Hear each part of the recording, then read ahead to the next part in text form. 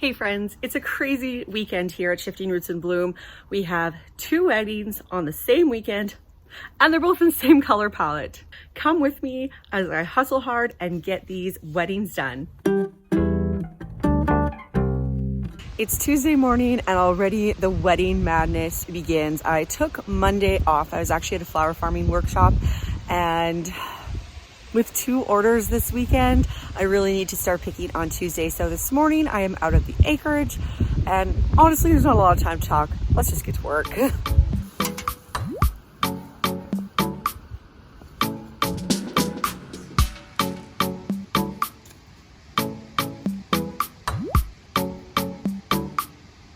Okay, I don't know if I can actually use this flower, but can we talk about this levelized bleeding? Like, it's a necklace.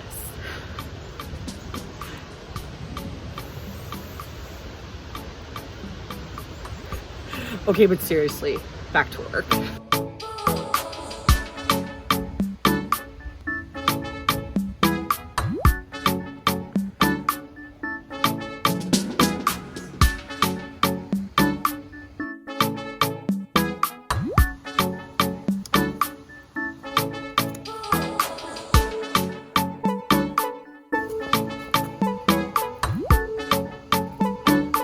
So this just kills me right here. So this is an Arabian Night Dahlia, which I bought so many extra of them for this event, and they're not blooming. Like, they should have been in full production at this time of the year. I should have had so many of them, and I've got one half opened Arabian Night Dahlia.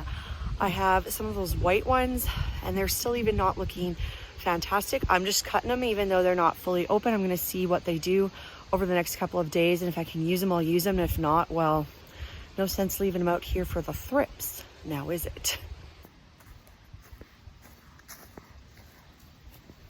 So let's have a little chat about what's all in these pails. So we've got tons and tons of amaranth, both the upright, these 2.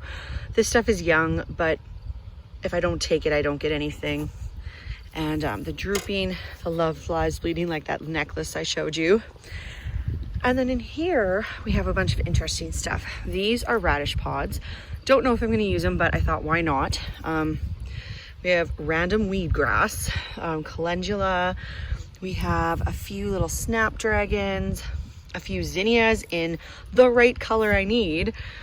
Only 2 rudbeckia, more weed grass, and of course, Cosmos for greens. Monica from 316 Flower Co. stopped by last night, and look at that beautiful plum pro cut. Has those gorgeous shades of maroon in it. Oh, cannot wait to use that. That's about all I'm gonna get for flowers out here on the acreage. So now it's time to go collect whatever greens I can. And we also have some choke cherries back over there. I'm gonna see if I can salvage anything in there. I think berries in both arrangements would be absolutely lovely. Got my helpers back with me this morning. I'm currently picking choke cherries, and thank goodness it's okay for them to eat these berries. So I've picked them some sacrificial choke cherries, and these ones are mine.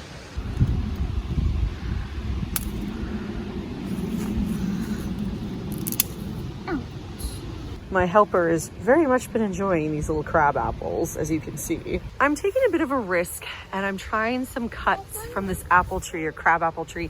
I wish I could get to this branch. I cannot reach it. I have no idea where the ladder is. I'm very sad.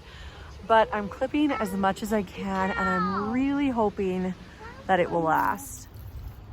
Hey friends, we're back at my house right now. I was actually gonna leave picking up my house until Thursday, but unfortunately we seem to be getting a crazy storm that's gonna last a couple of hours. Could be really damaging to some of my flowers, so I thought better pick them now than have them all destroyed tomorrow. That would really suck. So yet again, let's get to work.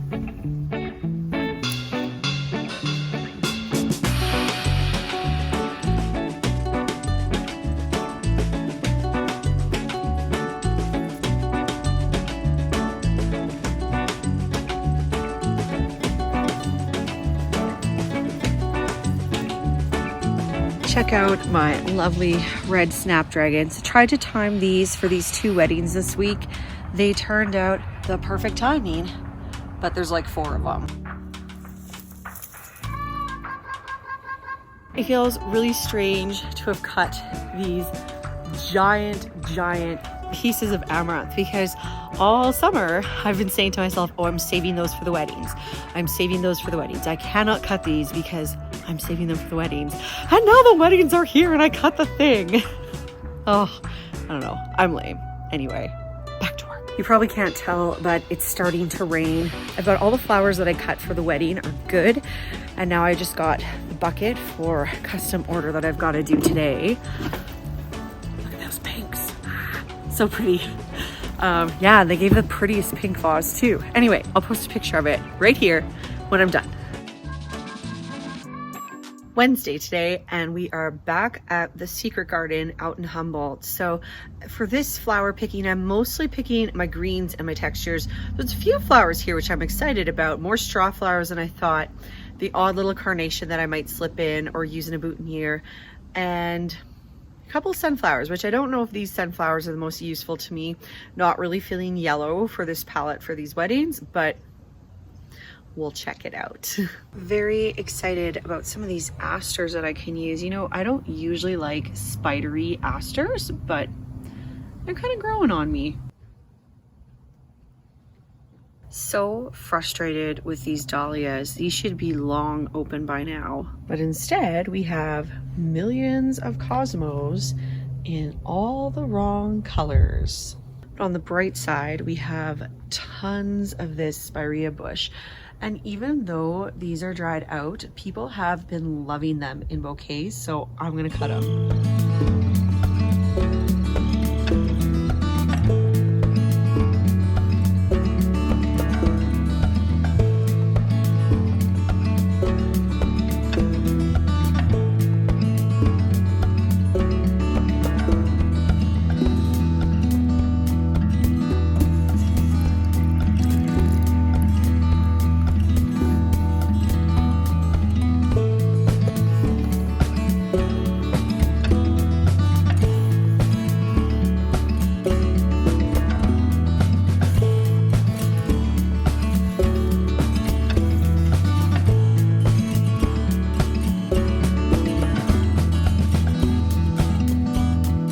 So pleased with all these gorgeous fall colors, awesome textures like in here.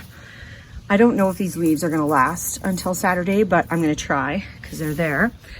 And this will really help carry the red theme in because I don't have a lot of red flowers. And so pleased with how these, once they become brown and they turn red, it's exactly what I'm looking for. Done picking, and I just have to tell you about the huge score at the neighbor's house today. So my mom's neighbor saw me picking some of her trees over the fence. I was up a little high so he could kind of see me, and he was just sort of joking, saying, oh, hey, you should come to my yard and pick next. And so I asked him, are you serious? Can I? And he's like, yeah, pick what you like. So I did, and look what I got. Ta-da! These zinnias and oranges and reds, such a score. A little bit of dill that's past its prime, but it was the perfect look for me.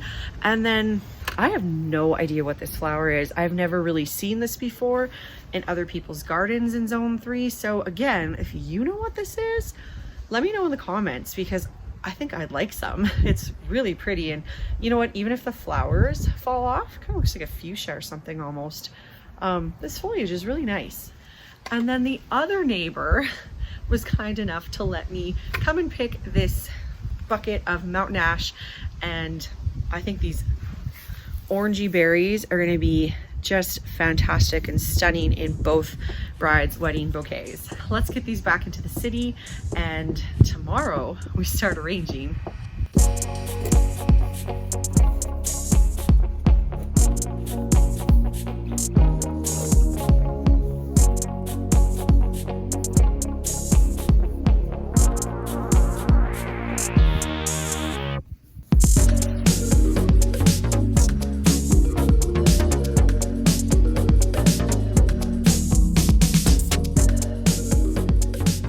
It's a nice overcast day, so I don't really have to worry about the sun and heat on my flowers. Thursday today, and this is a day that I have been, I think, mildly stressing about maybe the entire summer, and I've been really trying to make sure I have enough stuff for. And surprise, I do not have enough stuff for, but the stuff I've assembled is glorious. Let's check it out. We have loads of orange and pink amaranth, straw flowers, some dahlias. These 3 buckets are from City Girl Flower Farm, just gorgeous, gorgeous. A few things that I was able to pick from. Monica over at 316 had lots of status. Frost Explosion, Orac, a few little random bits and bobs from my garden. And then these 2 pails of dark deliciousness are from Melissa over at Flourish. We've got the stuff that you saw me picking over in Humboldt at my mom's garden yesterday. Stuff from the neighbors, more sunnies from Monica at 316, and finally those berries. So these ingredients were not my initial vision, not even close. But that's okay. You know what? That's flower farming, is sometimes you have crop failure. We have had a very, very serious drought this year and have only just gotten rain.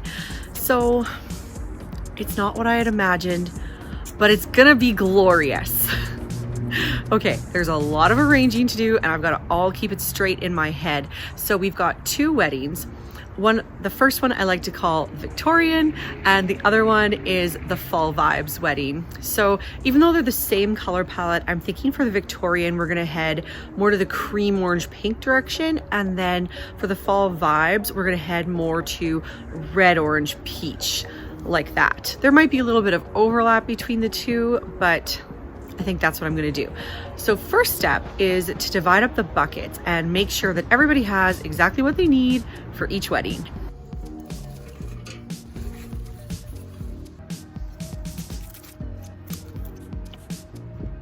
Dahlias are separated out. Now let's figure out the rest. I'm thinking this piece is gonna be the perfect bottom piece for that bridal bouquet. Gorgeous droop will coordinate beautifully with that Victorian style dress. Mwah.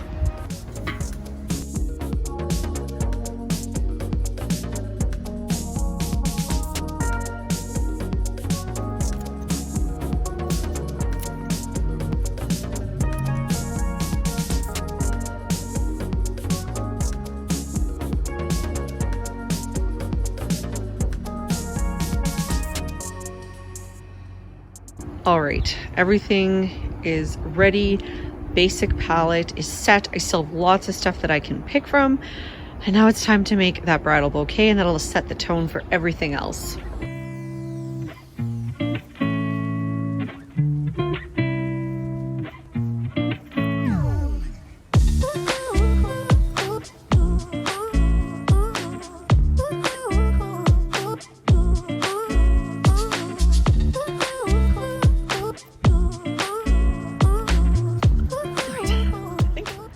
This is it. I'll of course inspect a little bit more tied up, but I'm super loving these fall vibes. Now that the stress of the bride's bouquet is done, let's tackle that bridesmaid bouquet.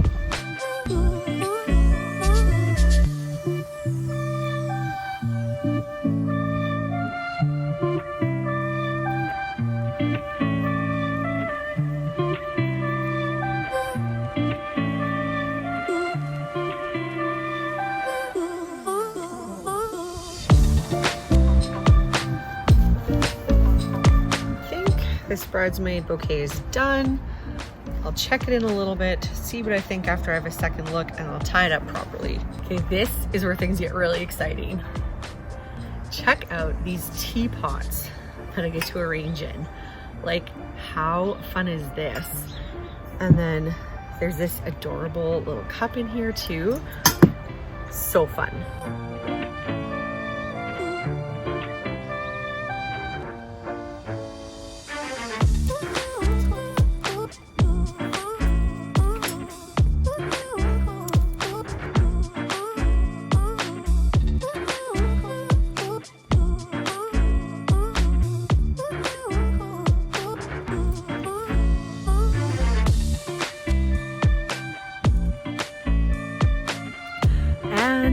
Done. That was a long haul. Had to do the last bit with screaming children that I could hear from the house, but it feels good to be done. let me show you everything. All of the boutonnieres are in these little buckets. So I didn't really specify which was the grooms or the groomsmen or whoever's. They're all a little bit different, so everybody can pick, but everyone will coordinate no matter what they pick.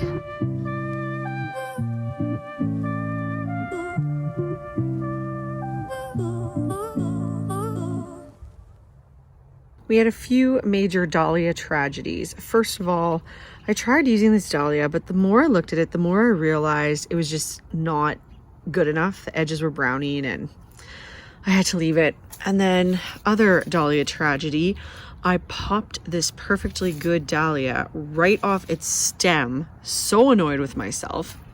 So instead, I used this lovely Seattle dahlia, and I know that Seattle isn't like the most popular dahlia, but I love it. I think it plays so nice in this arrangement and actually looks better than the pink one. The bride actually forgot 3 of the teapots, so I did up 3 of these just sort of loosely tied together little arrangements to go in the other teapots, and then hopefully they can snip them off to the length they need, but at least they have the flowers.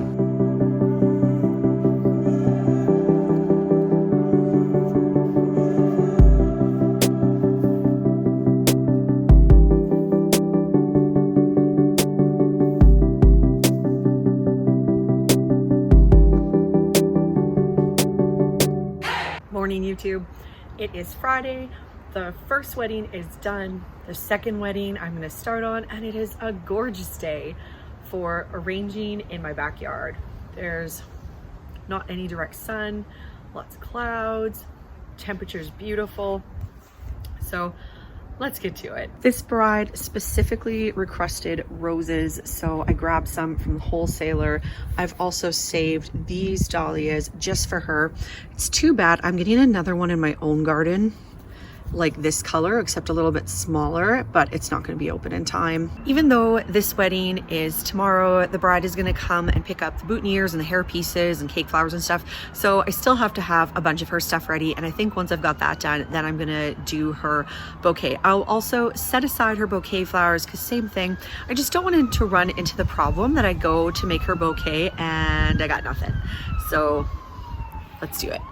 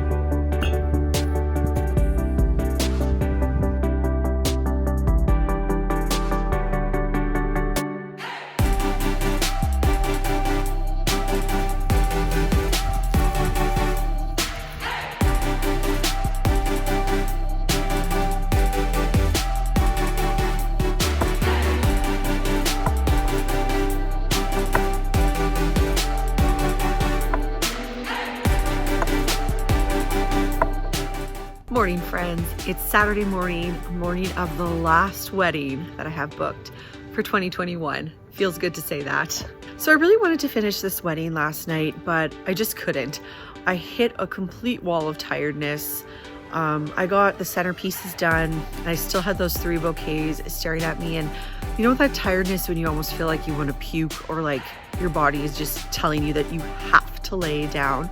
I was at that point, so took the night off, came at it fresh this morning, and I feel really ready to go and tackle those bouquets.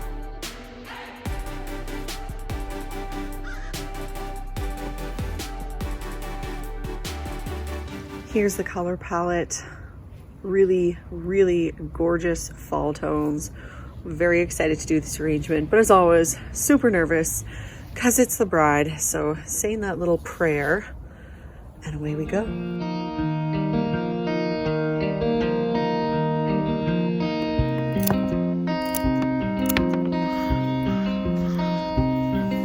Sometimes, no matter how much you plan it, you just can't anticipate where the flowers are gonna fall.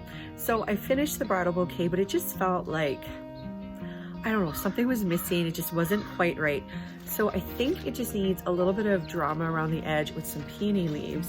And luckily I have tons of peony bushes. They have this lovely burgundy on the tips right now, which I think will just help add a little bit more red. Like I'm really struggling to get enough red.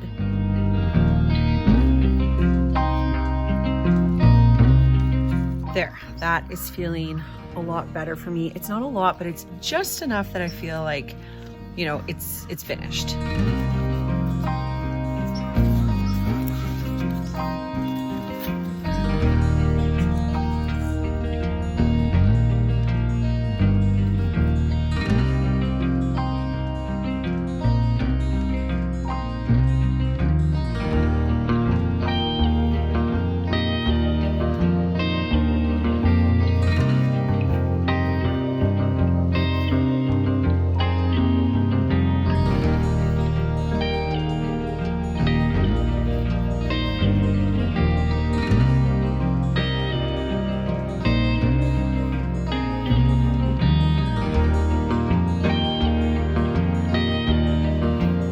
This is the aftermath. Not many flowers left. I didn't really feel the amaranth for this second wedding. Found the berries, maybe a little difficulties in the bouquet, so that didn't happen. Not feeling yellow, but really not a lot left whatsoever. So all in all, 2 weddings in 1 weekend. It was a lot. I think I could do it, but that's definitely my max. There's no way that I can book 3 unless I would somehow have extra help. And I think this has been a really good learning experience, and just learning like how much time it takes to pick the flowers. And even if I don't grow enough flowers, how much time it takes to like phone the other flower farmers, see what they have, pick their buckets, or, you know, if they pick it for me to meet up with delivery. All of these things take time, and I'm not 100% sure that I'm really reflecting that in the price of my flowers. So I'm definitely gonna have to go and sit down, do some thinking, figure out what my prices are gonna be for next year. As for seed orders, I know I definitely need to grow way more than I did. Now, obviously I was very limited this year because of just the size of space that I have. This is a backyard business after all, but I know I'm moving to some place that I will have a lot more space available to me, so I'm actually able to scale up. If you're not able to scale up your growing area, but you feel like, you know, you could get the customers, then you're definitely going to want to develop relationships with those other flower farmers. What I found was nice with still having my own garden, even though a lot of what I was using grown by other people, is that as I was making the arrangement, if it felt like I needed a little something here, a little something there, and I didn't quite have it, then I could just run to my own garden, and usually something was there. So still helpful. Don't let having a small space stop you from growing a bigger business. Anyway, thanks so much for watching. If you enjoy this content, definitely give it a subscribe. I'm also on Facebook and Instagram pretty much every day. In October, I'm going to be coming out with a course all about growing cut flowers, how to market them, and how to leverage a small space like this into a business that can be a really awesome little side hustle. All right, friends, I'll see you in the next one. Bye-bye.